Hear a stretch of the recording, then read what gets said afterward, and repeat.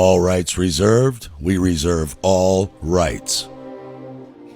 This short film is an adaptation from my Spiritual Anarchy presentation at Anarchapulco 2025 entitled Raising the Christos, Regeneration and Immortality.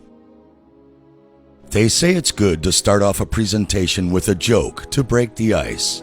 What a joke! But not really.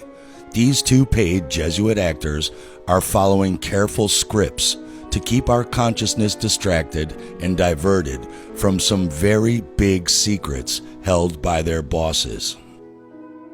Nikola Tesla said, "If you want to find the secrets of the universe, think in terms of energy, frequency, and vibration." And he said, "Light is no more than a sound wave vibrating in the ether. All that exists in the world is vibration, sound, and illumination, nothing else." That means that you, your body, your thoughts, your mind, your food, your water, even the sun, atmosphere, and the ground that give you your life-sustaining energy are all made of the exact same things from the exact same source, only at different rates or speeds or frequencies of higher or lower vibrations. And that source of the sound wave vibrating the ether and causing the illumination we call creation has many names. Some call it Atum, the monad, source, the oneness, thinking mind, the I am, that which cannot be named, or cannot be known and is beyond the comprehension of man. Some dare call it Allah or God. But Walter Russell said, "Man is also God, and therefore God is within the comprehension of man. Man is mind. Man is matter. Mind and matter are one. God is mind. This is a universe of mind." He said, God is thinking mind, or in Tesla's terms, thinking mind is the source of the vibrations in the ether causing sound and illumination, or what we call creation. And he says that light is no more than that sound wave vibrating in the ether. And hence we understand when Walter Russell says the substance or body of God is light, the one universal substance, a thinking substance, comprehensive, describable, and possessed of principles which are familiar to man through man's observations of the one universal substance, light, in created things. The substance of all created things is light. The one substance of thinking mind is all that exists. Mind is expressed in light, and light is the body of God. We are taught the false materialistic Jesuit model that the world is made up of physical elements on our periodic table of elements. The word element is a hybrid of the words El, meaning God, and ment, meaning mind. Element means the mind of God. The elements only exist within the mind. Humans are God made flesh. We are God in separate bodies. God is mind, and all things exist in the universal mind. God is thinking all things into existence, and what we experience as existence is the electromagnetic spectrum of light, God's body. That is why we are called humans, a hybrid of the word hue, meaning color, and man, meaning being. Walter Russell's table of elements, or God mind made physical, is shown in 10 octaves of harmonics, meaning vibrations or sound, both heard and unheard, just like your piano, from left to right, playing from low deep C to high sharp C. These massive variations in vibrations disturb the ether in certain ways and produce sound and light, which we call elements. We cannot hear these sounds with our ears, just like we cannot hear a dog whistle but know that it's there. And we cannot see all of these lights with our naked eyes, just like we cannot see infrared without special glasses and tech. But they are there. We can simply call this energy. Cymatics is the name given to a new art form and science, actually very ancient, in which sound is made visible. This is achieved by imprinting sound vibrations onto the surface of pure water, using a new type of instrument called the cymoscope. Here are the cymatic patterns of various music notes on your keyboard appearing on the water's surface. Vibration makes form, form makes up creation. Light is no more than a sound wave vibrating in the ether. All that exists in the world is vibration, sound, and illumination. In the Bible, 1 John 1, in the beginning was the word or sound frequency or vibration of God mind, and the word was God. Genesis 1:2, the earth was formless and void, and darkness was over the face of the deep, and the Spirit of God moved upon the face of the waters, the ether. Genesis 1:3, and God said, "Let there be light," vibrations in the ether causing illumination and creation. The Egyptians said all is Atum or Atem, Atom, Adam, the primordial God who created himself and from which all else arose. All is the one, all is Atum. This is where the Jesuits, who have written all of our false materialism science dogma and fake ancient Greek philosophers who never historically existed, like Democritus, have jokingly said the world is made of atoms, all is atoms, unproven theoretical nonsense, impossible to see or verify scientifically. They are having a laugh at our ignorance because they know the truth. They know the truth does not require your participation in order to exist. Bullshit does. The truth is, all of the ancient cultures, religions, and great thinkers are describing the exact same thing in different terminologies of their time. That all is Atum, God, you, the mind, consciousness, source, creation, the universe, life, nature, the atom or Atum, are the thought vibrations of the God mind, causing perturbations in the ether field to cause sound and illumination via motion and spin, divergence and convergence, constructive and deconstructive energy we call physical reality, or some call vortex toroidal fields, which create the red shift and blue shift light color spectrums and cymatic forms we humans call physical and even metaphysical quote-unquote reality, or God, thinking all things into existence. But because of our limited visual perception and interpretation, most of us think of ourselves as we see and interpret energy fields, like this, when really we'd look like this if our sight could perceive outside of its limited electromagnetic detection range.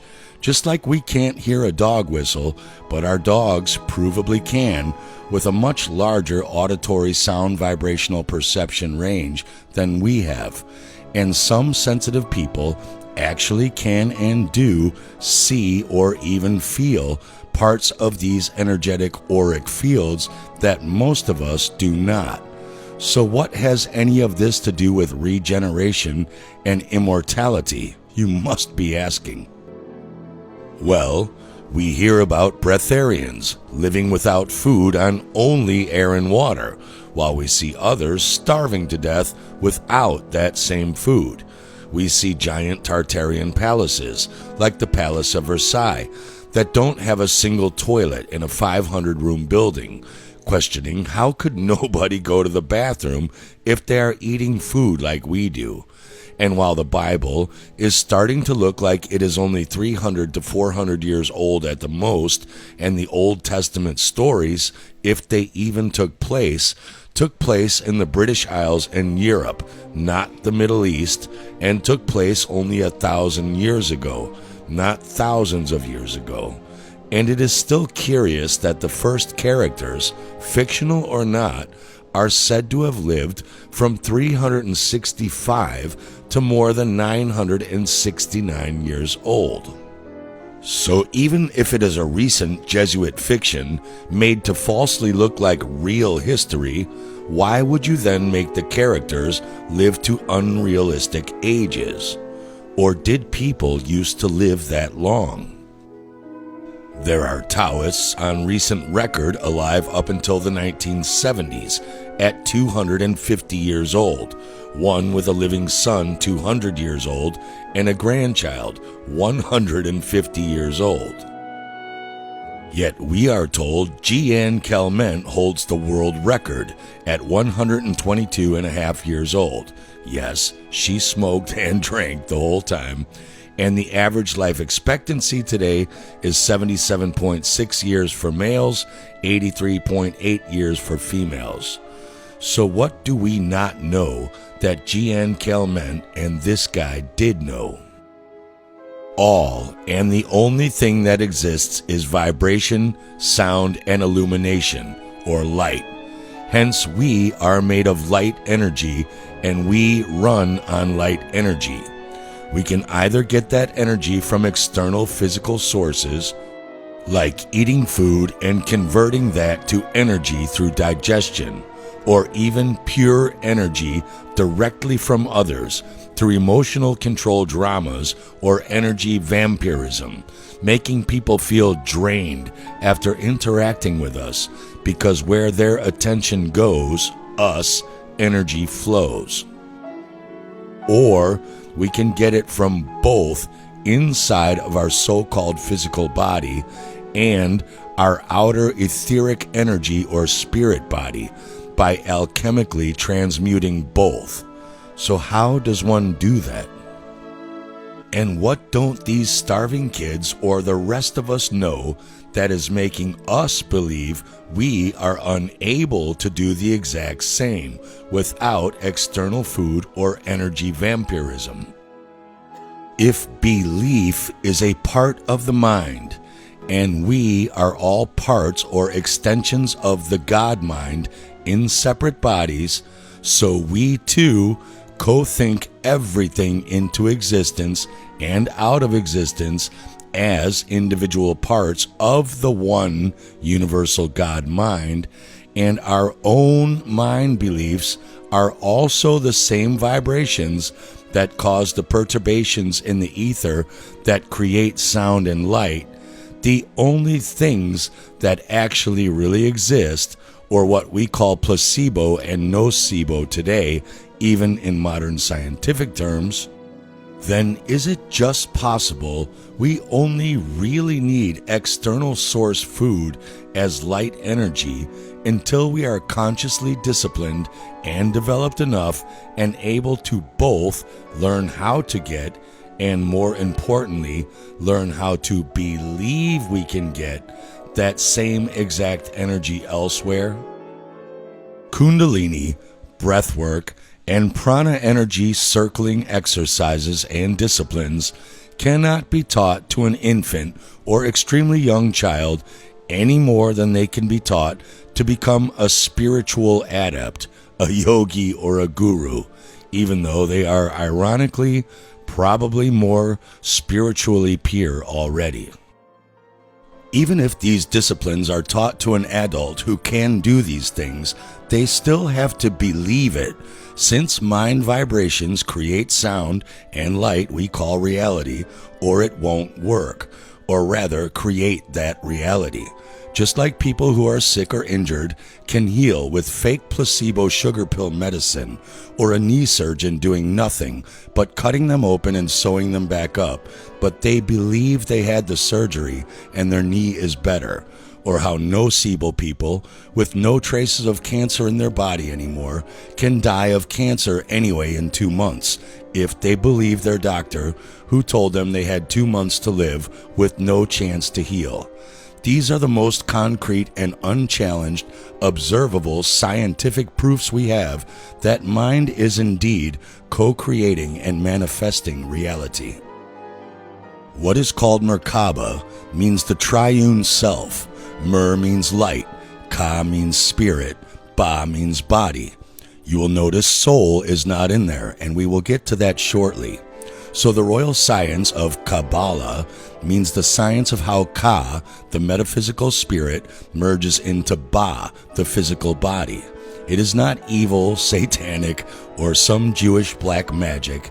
It's ancient Aryan Druidic knowledge from Ireland, Wales, and Scotland about how this realm really works. That said, Kung Fu Panda here totally disagrees with me and challenges that. So let's hear what he has to say, and then I'll show you what I have to say, and you make up your own mind. I'm not here to tell you what to think or believe. That's your job. I'm just giving you my perspective. The Kabbalah tree of life was never part of the original design. It was actually engineered to trap your soul in a finite loop of death and rebirth.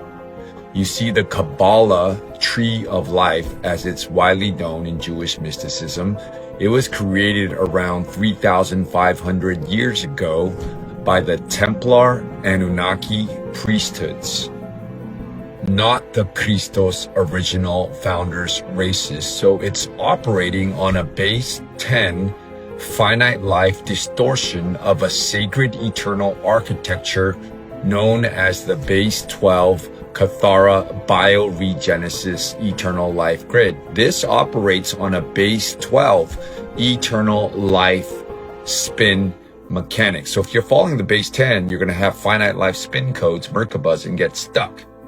In the original eternal life tree, Kathara grid, 12 spheres known as Shala form the complete energy body blueprint.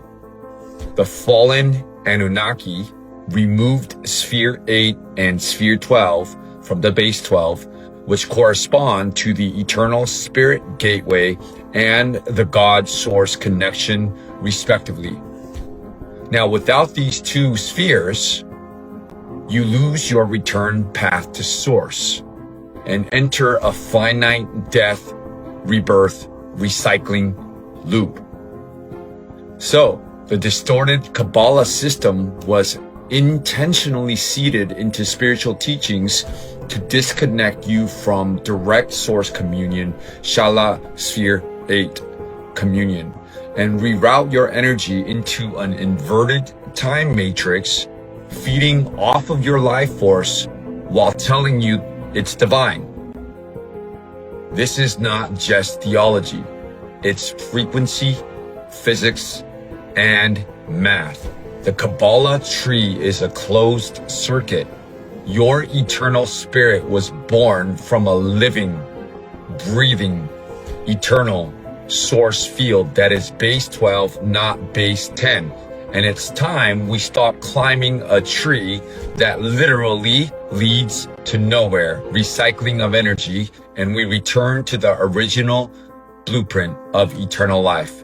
Base 12, eternal life, bioregenesis, not biohacking. Kung Fu Panda, do you agree? It's a yes. Now, I love Kung Fu Panda as much as the next guy. As his master Sifu said, the greatest gift you can give yourself is to live in the present, which is why they call it the present. But here is another option. Harold Percival calls Mer, or light, the knower, as selfness and I-ness. Light is the body of God, and another name for God is the I Am. He calls Ka, the spirit, the thinker, as our reason and our rightness, and both of those are separate from Ba, the body, or what Percival calls the doer, as desire and feeling. We call Mer, the knower, our higher self, We call Ka, the thinker, our internal voice of reason, and we call Ba, desire and feeling, horny, hungry, greedy, angry. The aim of spiritual disciplines is to become a multi-dimensional being, not bound to just one reality, by neutralizing the duality of self by combining the upper metaphysical and lower physical self. The Merkaba is a celestial sphere to portray different planes of reality. It is a vehicle of ascension to connect our physical body to our spirit body in the astral plane and our light body in the mental or mind plane, or rather be able to move our consciousness between them at will, or even have awareness from all of them at once, kind of like being able to slip from here to a dream state instantly, or waking up in a dream state. Lucid state is not imagination, it's not dreaming. It is controlled entry into a neurologically verifiable transition point where the body shuts down but the mind stays online. So you do not fall asleep, you actually walk yourself into the dream consciously, and this is exactly how to do it. You start by laying flat on your back, pillow under the knees. This decompresses the spine and puts the body in full parasympathetic mode. Now you have to cover your eyes, zero light. You want the pineal gland active and not distracted. You breathe through your nose naturally, there is no breath work required. You just let it regulate itself. This is the most important part. You do not move. You command yourself not to move at all. No scratching, no adjusting, no reacting, because the brain is going to start sending signals, urges to roll over, tiny itches, limb twitches. These are test pings. They're checking to see if you're still awake, and if you respond, the body holds back the paralysis response. But if you stay completely still, the brain switches modes, body offline, initiating sleep, and that is when you enter REM atonia, which is full body paralysis while your consciousness remains awake. This is the door. You'll feel pressure, buzzing, vibrations, sometimes even a pulling sensation, like you're being lifted or sinking. That's what I've experienced. Now it's important for you not to resist this. This is your nervous system unplugging from physical feedback and routing into internal field data. You are now on the edge between wakefulness and rendered simulation. And from here, one of two things will happen. You either drop into a lucid dream, full awareness, full control, or you fully exit the body. What some people call astral projection, but it's simply conscious detachment from the sensory motor loop, but both require the same condition: still body, awake mind. This works because you're holding presence across the theta gamma threshold. Gamma is awareness, theta is dream, and when you put it together, you're conscious inside the dream stream. Now just know that this is not sleep, it's interface training. The lucid state is not a fantasy, it's a neurological command line that most people never learn to access. You need to train until it's natural. There are different planes of reality, each melting into the plane above and below it. The higher the plane, the more fluid and formless it is. The lower the plane, the more material and solid it seems. This should not be thought of geometrically or geographically as an up and down, as the diagram on the left shows. Many people look up in the sky when praying to God or Atum, but Atum is not just up there. All is Atum. It is everything and all around us. In fact, the word Egypt is an ancient Irish Galga, Chaldean Arabic, Hebrew word, all the same, meaning flesh or sex, the mother principle or spirit birth into the physical body. They knew this science and they taught it to the world, which is why the Jesuits and Masons transplant fake history to the Middle East, where these sciences were brought to, not originated from. Here is the known electromagnetic spectrum that we humans have instruments to detect, and it goes on infinitely in either direction, up or down, further than we can detect with technology.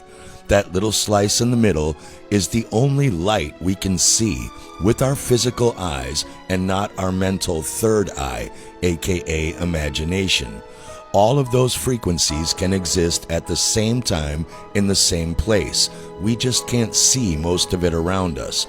Just like you can't see or hear the 100 radio station waves flying through your car all at once without using your crystal radio tuner to focus in on one and amplify it through the speakers. But the other station's waves are all there in your car too. You just aren't tuned into them. That is a good analogy for the planes or realms. The etheric plane of spirit, or energy, electricity, and magnetism, is said to have 1 foot in the astral world and 1 foot in our physical world. That is where we get the word either from, like either or. Either is ether. A good analogy, but not literally, is your dog can hear the dog whistle and you can't. But your dog can also hear the same things you can too. Your dog is between both frequency spectrums.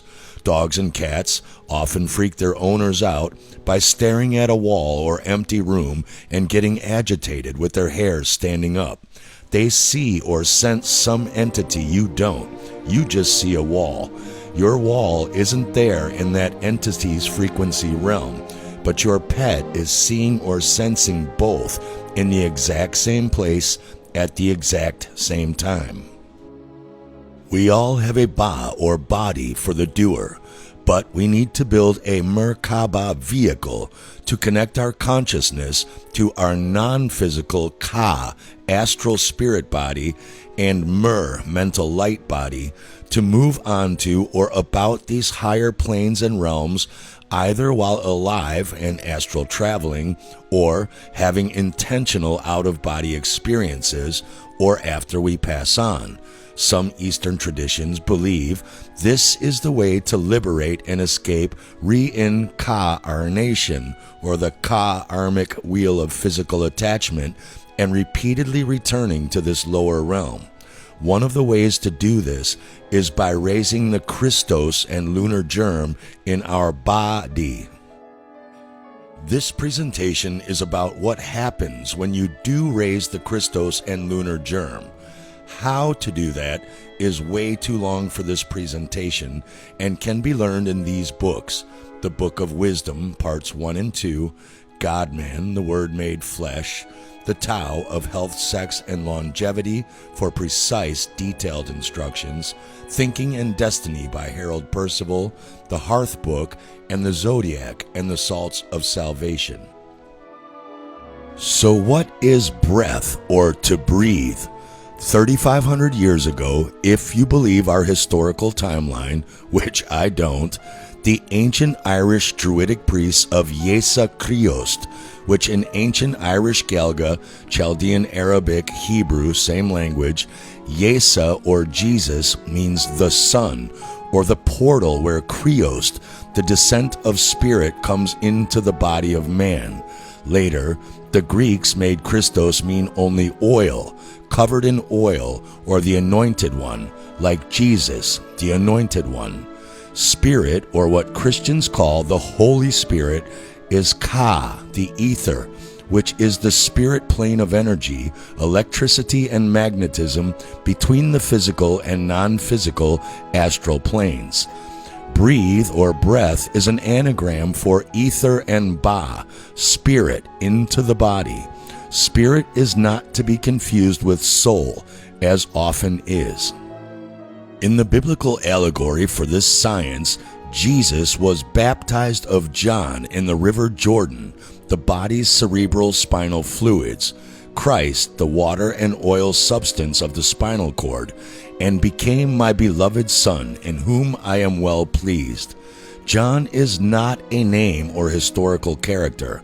It is a word, gnosis, which means soul or fluids of the body, and not the ego or spiritual man. Even today, a slang for the bathroom is called the John, where we go to urinate out bodily fluids. So when the body dies, the fluids die and the body dries up. Thus, man loses his soul when he loses his body. When you sell your soul to the devil, it means you are choosing to do things that will make you die young and early. To prevent the loss of soul and flesh is the mission of the Son, or seed of God, or the Son of Man. Your body fluids, or your soul, is not eternal. Your spirit is. Only you can damn your soul, and only in this incarnation, by killing yourself young and early with riotous living, which finally brings us to regeneration and immortality. It is a fact that the basic fluids, John the Baptist, in all the body's glands is created in the brain, which is the first gland in the body. The cerebrum is the fountainhead of life, and within it is precipitated the mysterious semi-fluidic wax-like substance which is termed the gray matter. The infinitesimal mineral particles in this gray matter constitute the lodestone or the magnet which attracts humid air and the spirit of life, akasha, or etheric Holy Spirit breath, into the brain reservoir or claustrum. This is the claustrum. It secretes an oil once a month into your body that the ancients called the Christos or Christ. Once a month for 2 to 3 days, when the moon enters your tropical, not sidereal, birth zodiac sign or fixed frequency resonant angle, a psychophysical oil is secreted from the claustrum to make its way down your spine to the sacrum bone, where it is alchemically and electromagnetically transmuted and then brought back up to the center of the brain, if not squandered and wasted by toxicity, stress, fear, and worry, or sexual ejaculation. The ancients called this the Christos or Christ, the oil or anointed one. Ignorant Catholic priests still anoint the sick to this day by making a cross on their forehead with sacramental sacrum oils, but have no idea why they even do it and has zero benefit to the sick person, other than possibly triggering a religious placebo belief effect that initiates self-healing. But the oil itself does nothing. You may as well stick sacred chewing gum on their forehead. This is the true meaning of rebirth, or being a born-again Christian, not saying you believe in a man called Jesus. As your cerebral spinal fluid, Christ, climbs back up your 33 vertebrae, Jacob's ladder, and meets your 12 cranial nerves, 12 disciples, it ignites the pineal gland, which is your resurrection. This is said to be the greatest secret of secrets, and it is no coincidence the word secret itself comes out of the word secretion. Ironically, it's been hidden in plain sight, and we ignorantly celebrate it every year. You and I know this better as Santa Claus, the heavenly or headvinly St. Claustrum oil, coming down the chimney, your spinal cord from the claustrum, with presents for you on the sacred sacral nerve behind the sacrum bone holiday or holy day, where Christ, the anointed and purified oil, is born on Christ Mass, which means the oil's favor or the oil's grace. Let's look at the endocrine organs of the brain. There, circled in red, are the pineal gland and the pituitary gland in the center of the brain. And here in blue, we can see that the whole section of the endocrine organs is surrounded by our cerebral spinal fluid, which also covers the entire brain and goes down and comes back up the central canal of the spinal cord. From the claustrum via the cerebral spinal fluid, the psychophysical oil goes to the pineal gland, which electrically charges that fluid. Then on to the pituitary gland, which magnetically charges the fluid. The pituitary gland is the female, moon, milk, magnetic principle. The pineal gland is the male, sun, honey, electric principle. This is the biblical land of milk and honey. From there, the electric and magnetically charged Christos oil travels down the spine to the sacral plexus nerves behind the sacrum bone and rests for 2 to 3 days. Jesus in the tomb for 3 days. There, the oil purity must not be destroyed by acidic foods and liquids like sodas and alcohol, negative thoughts and emotions, destructuring the cerebrospinal fluid water carrier, or wasting the kundalini sexual energy needed for that transmutation by ejecting sexual energy and fluids. It will not be lost on students of the zodiac and syncretism that the sacrum corresponds with Capricorn, December 21st, where Christ is said to have been born, right after Sagittarius, the half-man, half-horse centaur, and metaphor for the hips and thighs, where the sacral plexus nerves behind the sacrum bone indeed looks like a horse's tail. Or that Capricorn also correlates as the fish, an allegory for our corpuscles. Then, certain Kundalini or yogic mental meditation techniques, breathing techniques, and or physical sexual tantric Kundalini energy focusing techniques will raise the Christos oil back up the 33 vertebrae through the central spinal cord fluid. Christ dies at 33 and is resurrected. Once the etheric metaphysical chakras, electrical resistors, and regulators of energy flow are opened through these same practices to allow this surge.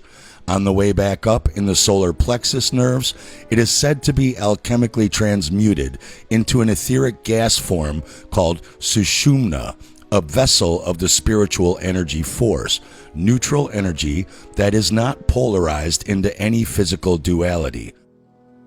It then goes up to the medulla oblongata in yellow, which will then meet your 12 cranial nerves or 12 disciples, ignite and activate your pineal gland, and then go up to the cerebrum that created and creates all of these fluids to begin with. As the Kundalini ascends through Sushumna, a substantial influx of potent energy is said to reach the brain. This flow extends from the reticular activating system and thalamus gland, shown there in the large red circle in the middle, to the cortex, sparking the activation of dormant and underactive regions, particularly in the frontal lobes. The entire brain synchronizes, pulsating cohesively and generating consistent, high-amplitude brainwaves across various frequency bands. While the peak amplitude often resides in the alpha band, heightened activity is noticeably pronounced in the frontal area, with increased fast EEG activity in the beta and gamma bands.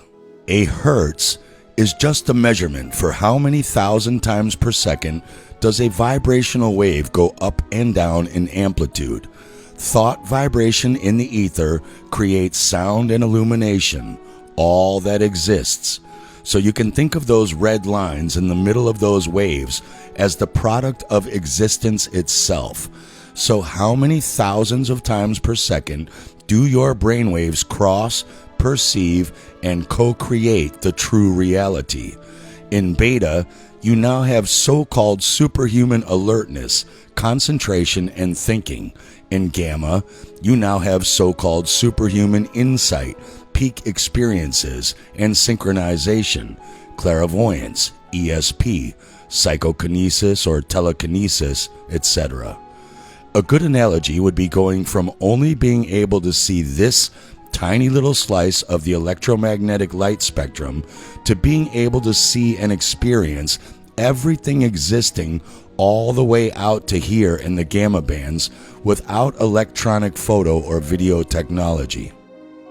Many of us have seen this painting of the hand of God touching man, but have no clue this is what it secretly represents.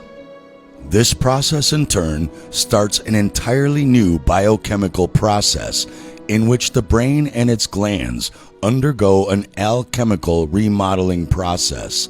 The brain will expand its capacity from roughly 10% of usage to its complete 100% usage.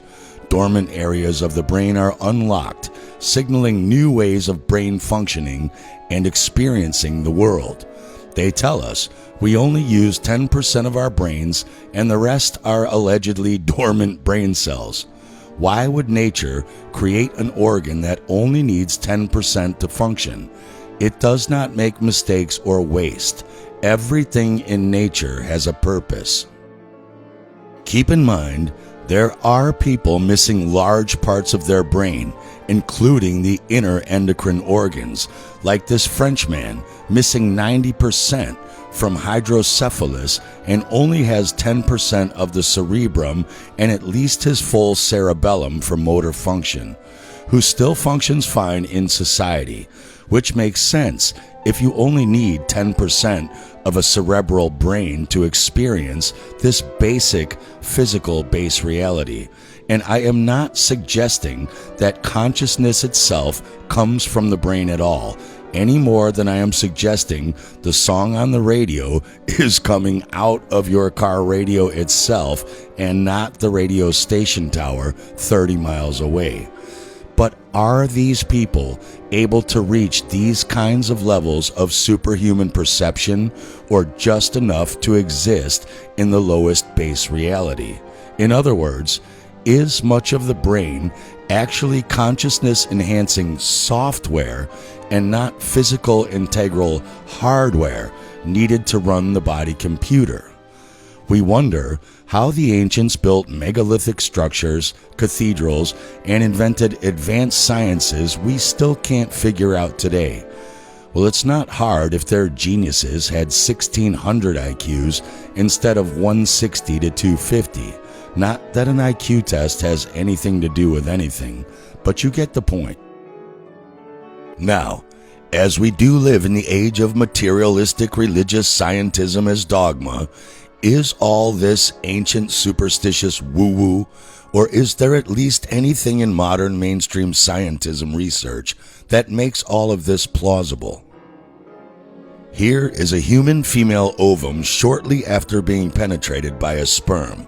We see there is suddenly a brief flash of bright light at the spark of creation or new life. But how can there be light? How can an ovum or sperm inside of one suddenly light up? Is it a miracle and a mystery? Not if all that exists in the world is vibration, sound, and illumination. Why wouldn't illumination be the result of creating a new being into existence that didn't exist before? Does the alchemical wedding of ovum vibrations and sperm vibrations create a new vibrational frequency that collapses the ether and creates new life? Scientists, or scientards as I call them, have found piezoelectric microcrystals inside the pineal gland, so-called cosmic antenna to higher dimensions inside our head, like crystal in your car radio receiver. Squeezing or vibrating these crystals together with electricity can make triboluminescence, or what's called cold light. You can strike two pieces of quartz together and see these flashes of cold light. You could stand there all day striking them together over coal dust and embers and never start a fire. Fire is hot light. This is cold light. So how could this rising Christos substance ignite or literally light up your pineal gland from inside? Well, you would need a magnetic field to induce electromagnetic acoustic vibration to create internal cold light illumination in the pineal gland via these piezoelectric microcrystals they found inside the gland. I found a study in the Journal of Nature called Distribution of Magnetic Resonance Carriers in the Human Brain. They are perplexed because they are stuck on theoretical cell and alleged DNA, RNA gene sciences. But they say, although the genetic expression for magnetite in the human brain is unknown, the MAML or mammal gene was found in all magnetite-producing magnetotactic bacteria and likely plays an important role in magnetite biomineralization. The MAGA gene in bacteria, no, not that bacteria, involved with iron transport is expressed in the human cell line 293FT, which aids in the production of magnetite iron oxide nanoparticles by those cells. And that the median SIRM magnetizations for the olfactory bulb, pineal gland, and choroid plexus were over an order of magnitude or more than 10 times higher than those for the cerebral cortex. They say while on one hand, one study provided evidence that magnetite within the frontal lobe of the cerebral cortex enters the central nervous system through the olfactory bulb, or part of the brain connected to the nose, the pineal gland and choroid plexus that are situated far away from the olfactory bulb and have no direct connection to it, were just as magnetic as the olfactory bulb and 10 times more magnetic than the frontal lobe connected to it. So higher magnetization itself does not seem diagnostic of magnetite absorbed from the environment. In plain English, they can't figure out why we have magnetite lodestones in our brain and think we must be inhaling it from the environment. But our noses aren't even connected to our inner endocrine organs of the brain, yet those organs have 10 times more magnetite than the cerebral cortex and frontal lobes. So how did it get there? And more importantly, why is it even there? Well, we know the choroid plexus, pineal gland, pituitary gland, and thalamus are there, but also the claustrum, where the infinitesimal mineral particles in the gray matter constitute the lodestone or magnet, which attracts humid air and the breath of the spirit of life, or ether, or akasha, or etheric Holy Spirit breath into the brain reservoir or claustrum, and starts this whole Christos process, and the other glands there complete the process. We know from biochemistry that air is the raw material for blood, and when it is drawn in, or rather breathed in, by the infinite alchemist, you, to the blood vessels, it unites with the philosopher's stone, or the body's mineral tissue salts, and alchemically creates blood, or the blood of the everlasting covenant. Slit your wrist and see how long you last without blood. Dr. George Carey and Inez Perry tell us the brain, or cerebrum, is the first and most important gland in the body, not organ. The essence it creates flows through all of the other glands, but each of those glands consecutively differentiates or alchemically transmutes or changes the qualities of its fluids. Remember, the body's fluids, including the oils, are the soul, and the mission or goal of the Son or seed of God or Son of Man is to prevent the loss of those fluids by returning them to the brain so it can continue the process of returning it to the other glands, on and on. This is the idea of regeneration and immortality. So how would that be possible physically? Well, the pineal gland transmutes brain SA fluids by producing melatonin, a hormone that rejuvenates red blood cells, corpuscles, and counteracts the aging process and prevents body systems from shutting down. I'd call that regeneration and immortality, and an important gland to keep going. The pituitary gland transmutes brain SA by releasing serotonin, a mood stabilizer, and a whole talk could be done on the detrimental health effects of constant anxiety, fear, anger, and negativity, so it keeps you in harmony with the environment and also plays a role in wound healing, so that's regeneration, and also toxin regulation through bowel control. And toxicity is the other main cause of so-called illness and death, and it also regulates appetite and digestion, which overeating or clogged intestinal or colon rot lead to most of the other main causes of illness and death. Also importantly, the thalamus gland releases dopamine, a chemical messenger that transmits signals in the brain and nervous system, alleged to control mood regulation, attention, or rather higher beta wave states instead of alpha wave states, also learning and motor control. Imbalances in dopamine, especially too much, can cause neurological and psychiatric disorders. The elites know this, and social media and all of this constant short scrolling is designed to do this on purpose, to keep people seeking and addicted to constant self-dopamine hits and frazzle their nervous systems so they are not connected to the world. It might explain why so many people today are so mentally unbalanced and unhinged. These devices and apps may be causing a dopamine-driven mental illness epidemic and destroying attention spans, so nobody can focus, learn, and master any meaningful skill or endeavor or devote time to higher learning. I don't want to get too esoteric here with Aquarius the water bearer, the saline solution of the blood and white corpuscles, or Pisces, the arterial blood and red corpuscles or fish, or what they call gametes, sexual reproductive quote-unquote cells, or more germs like sperm and ovum. But corpuscle creation and regeneration are a vital part of this whole biochemical process that this presentation is talking about.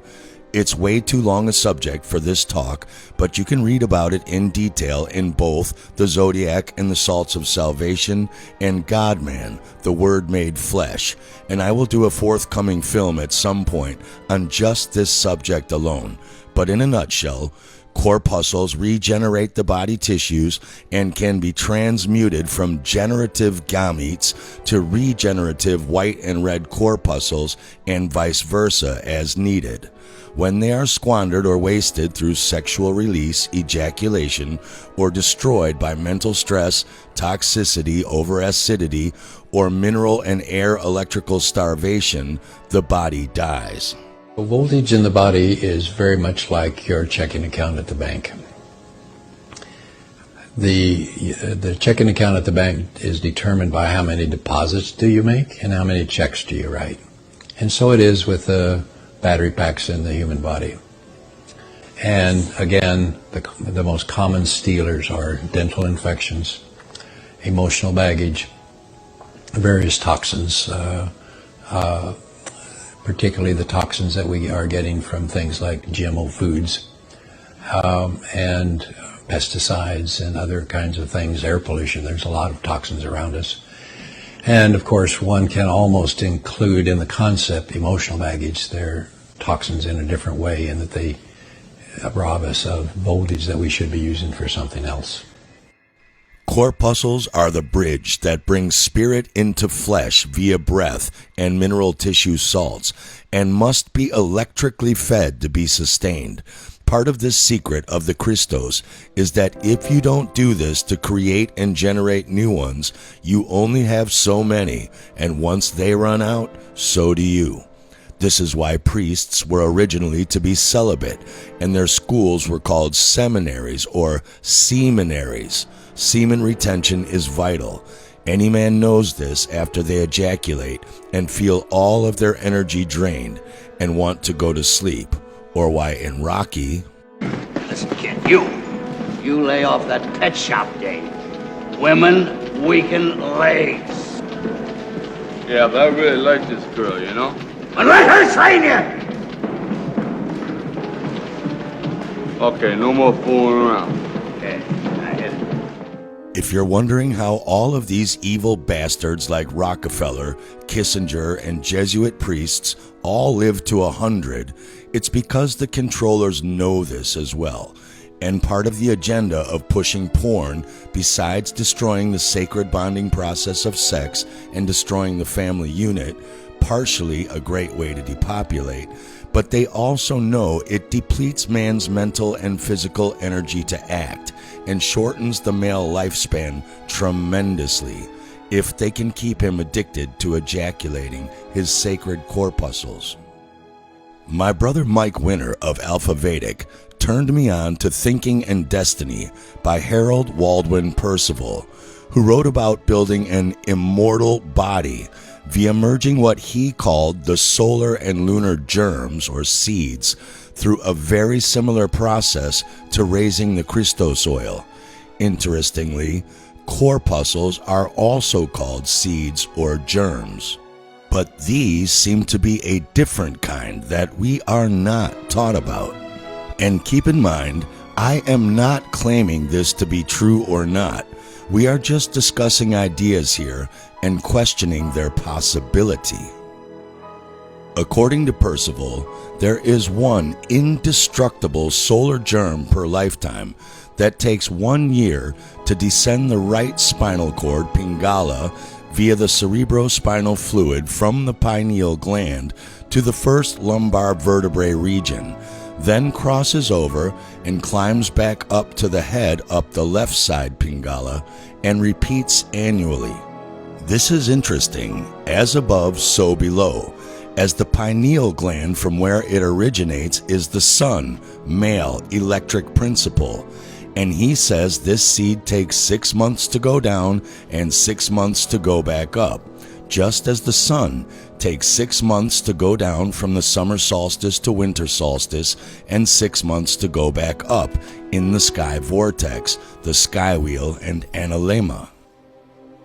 But once every month, a brand new lunar germ is formed in the pituitary gland and descends down the involuntary nervous system, or the Ida, to the solar plexus at the vagus nerve, where it crosses a bridge to the voluntary nervous system, where it descends down to the pelvis, then crosses to the left and ascends to the region of the left kidney, but usually drops back down to the sex organs and is lost.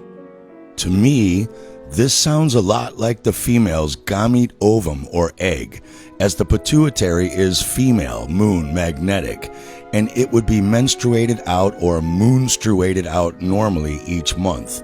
And whereas the sun has a 1 year solar analemma, the moon has a 1 month lunar analemma, taking roughly 14 days to go down and 14 days to go back up, or vice versa, in the sky vortex, sky wheel, and lunar analemma. But according to Percival, males have one as well, so I am not certain if this is different. The modern human nervous system is divided in 2 parts. The voluntary central nervous system, said to dictate processes inside the body, also connected to our glands and organs, and the involuntary peripheral or outer nervous system, said to react to processes from outside the body or signals from our environment. But there is a remarkable problem with this, as we'll get into shortly. But Percival says regeneration begins when a total of 13 returned lunar germs, just like the 13 moon cycles in a year, are raised through meditation and meet the 1 returned solar germ in the pineal gland, right where Ida and Pingala meet in the middle of the head, causing illumination, just like we saw when the sperm and egg vibrations together created light. These lunar germs and solar germ meetings perhaps electromagnetically vibrate the piezoelectric microcrystals we discussed found inside the pineal gland and literally cause triboluminescence, or cold light, inner illumination. We have these strange things called body cavities, large empty chambers of space inside us that don't make any sense in purpose or function, but are all connected, including the cranial cavity where the pineal gland sits.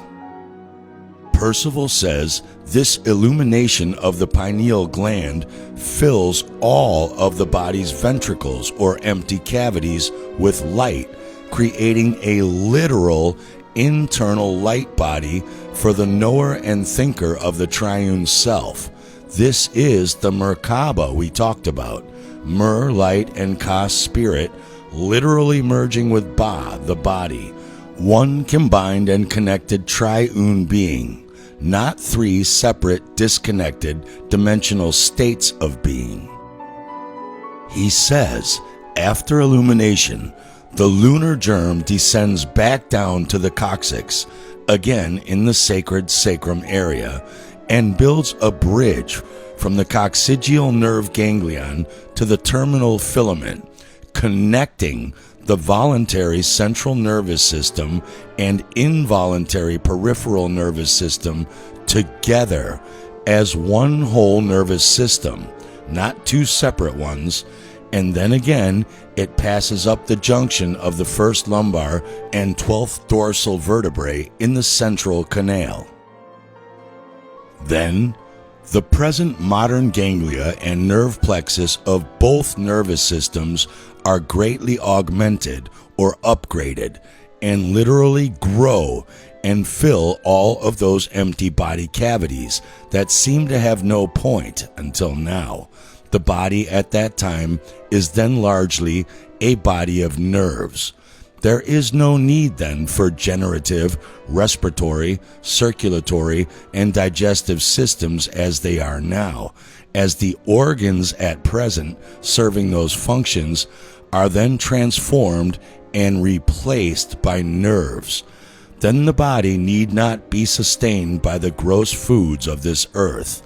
Electricity is obtained by incoming nerve currents by way of the sense organs and their nerves only. The luminous internal brain ventricles are now able to charge currents with power from the internal triune self, as well as electricity from the external fields around us. Nature and spirit feed and energize the body, not food. And while theoretical electrons are just Jesuit atomism and materialism constructs, even Dr. Jerry Tennant understands that not just food, but our external environment is a source of sustaining energy or vibrational light and illumination, all that exists in the universe. So, on one side, it's how many electrons are we putting in? And there are a lot of electron donors. Electron donors can be getting out in the sun, can be walking barefoot in the grass. It can be leaning up your body up against a tree because the tree has electrons and will donate them to you. Hugging an animal. You know, a common way that makes people in nursing homes feel better is to buy them a dog or a cat. They hold the dog or the cat and get electrons from it. The animal runs outside and recharges itself and brings some back to you.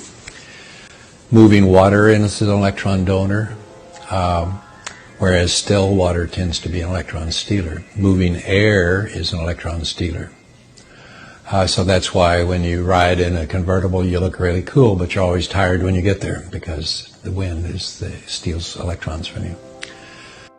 Now, if Percival sounds too woo-woo for you, it did for me too, and that's why Anarchapulco put this talk on what we jokingly call Woo-Woo Day, a day dedicated to just opening your mind to ideas that challenge the Matrix construct narrative, without having to have a stake in it either way.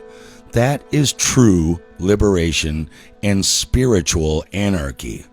Only you own your mind, and it is yours and yours only to think and believe what you choose, never to be dictated by what the majority hive mind matrix tell you is the only way to think, or beware the consequences. But consider this. Even in mainstream medical's Cunningham's Textbook of Anatomy, 4th edition, on page 767, talking about the morphology, meaning form of the sympathetic nervous system, the nerves connecting our organs to our spinal cord, they curiously admit the phylogenetic relation, meaning so-called evolutionary course of development from an earlier version of that organism, of the sympathetic nervous system connecting our organs to our spinal cord and the cerebrospinal elements in the system are impossible to determine. It may be that the sympathetic nervous system connecting our organs to the spinal cord is the representative of an ancient architecture independent of the cerebrospinal nervous system, the materials of which are utilized for a more modern nervous system. Or it may be that the correlation of spinal nerves and sympathetic nerves connecting our organs to those spinal nerves are both the consequences of the formation of new organs or structures in the splanchnic area, which means organs of the abdominal cavity, such as the stomach, liver, and intestines, or rather our digestive organs. Examined in every light, the sympathetic nervous system connecting our organs to our spinal cord possess features which effectually differentiate it from the cerebrospinal system, although now it has become inextricably united with it and subservient to it.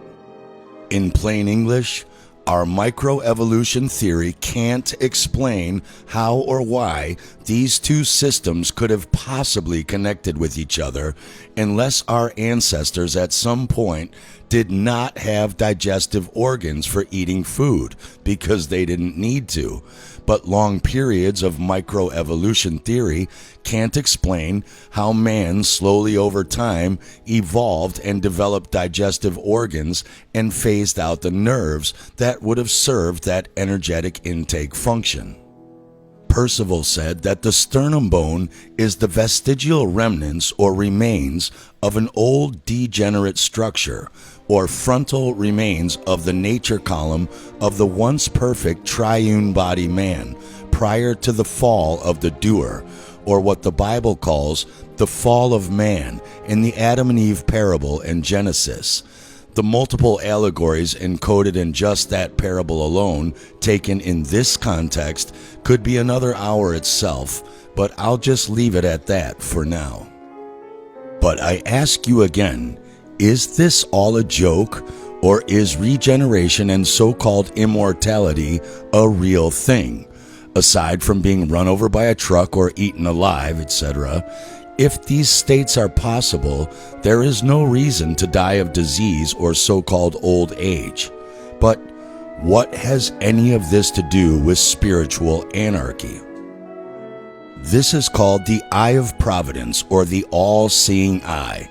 Yes, it has been appropriated by the Illuminati as their symbol, just like the Nazis appropriated the ancient symbol of the Big Dipper circling the North Star Polaris to mark the solstices and equinoxes in the Northern Hemisphere. It does not make either sign evil or satanic.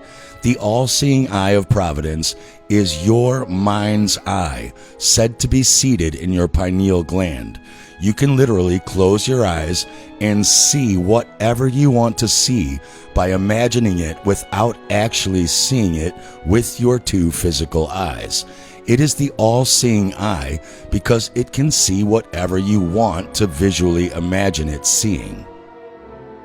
In the Q&A session after I gave this presentation at Anarchapulco, a woman was extremely triggered that I was pushing demonic symbolism like the Eye of Providence and the Baphomet. I asked her why she thought the Baphomet was demonic. Who told her that? She said, "Look at it, it's clearly demonic." She wouldn't even look at or talk to me the rest of the conference. Some of you watching may be having the same reaction right now, and that's okay, I understand that. So I'm going to let you in on a big secret. Baphomet has some shocking symbolism. It's not what you think. At the top we have the fire element. The wings of the Baphomet is the air element. Here we have fish gills, which represents the water element. And at the very bottom we have the earth element. Fire, air, water, earth, representing the four bodies of consciousness. Fire, spirit, earth body, air mind, water emotion. Fire, spirit, the higher mind. The goat, the animal lower mind. Do you live in the higher mind or the lower mind? Is the moon emotion controlling you? Or are you standing on top of your emotions' control? This is not the devil. It's a symbol that's been demonized to make you not look into the details, because this is a symbol of your consciousness and how it's operating in the higher mind or the lower mind. The truth is, the elites, corrupted, perverted religions, and secret societies that run the world have the masses believing that these symbols are evil or satanic. They do not want you to know at all costs that these are symbols for you, spirit and mind incarnated in flesh. You are not evil or satanic. You are the mind of God, light. Genesis 1:27. So God created man in his image. In the image of God he created them. 1 Corinthians 3:16. Do you not know that you are the temple of God, and that the Spirit of God dwells in you? They cannot control the Spirit of God. Once you realize this, you become ungovernable. Why were the original Knights Templar all burned alive at the stake by orders of the Pope and his wholly appointed royal lackey kings for heresy and secretly worshipping the alleged demonic Baphomet, and then later replaced by bullshit, fake Roman Catholic, church-controlled Knights Templar?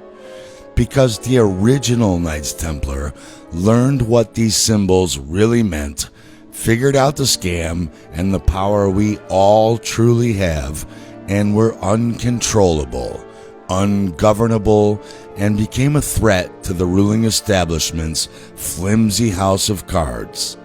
They became spiritual anarchists. Remember, Tesla said, "Light is no more than a sound wave vibrating in the ether. All that exists in the world is vibration, sound, and illumination, or light." Walter Russell said, "God is thinking mind, and the body of God is light, the one thinking universal substance." Genesis 1:3 said, "And God said, 'Let there be light,' and here you are."